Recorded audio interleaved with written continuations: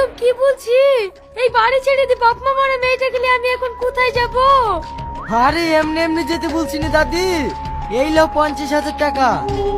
আমাদের এলাকায় যেখানে খাসের জায়গা আছে সেখানে কি চালাকারি বাস করো গা। কেউ কিছু বললে আমি দেখি নেবো। বাপ, তোদের কাছে আমি অনুরোধ করছি, তুই এরকম করিসনি। তোর দাদু মরে যাওয়ার পরে এই বাড়িটি কি আমার শেষ সম্বল। আমি এই বাড়ি ছাড়তে পারবো না। দাদি, আমার কথা শুনেছে নিশ্চয়।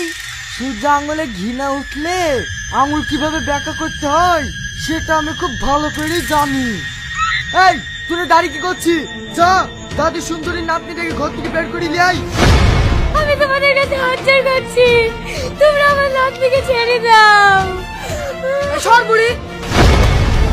ওগো, তোমরা কে কোথায় আছো? আমার নাতনিকে বাঁচাও গো।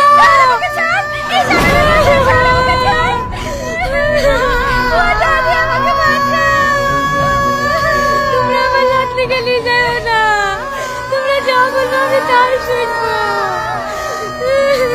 এই তো দাদি এবার লাইনে এসে। এই, কালির প্যাডে দে।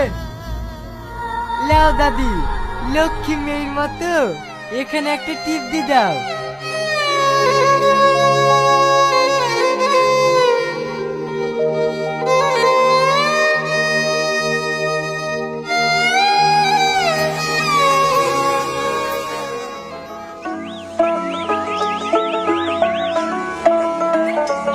এই, তোরা এখানে বসে আছি?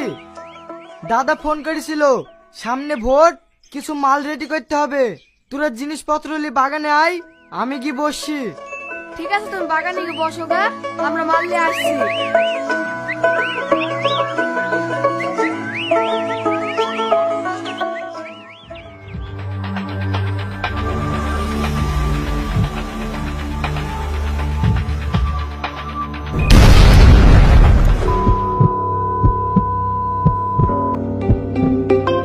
এই বুড়ি, ফোন এসছে, মোবাইলটা নিয়ে আয় তো।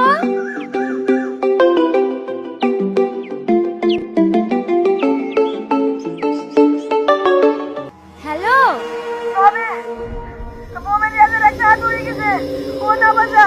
আমরা হসপিটালে নিয়ে গেছি, তুমি টাকা পয়সা নিয়ে তাড়াতাড়ি হসপিটালে আসো।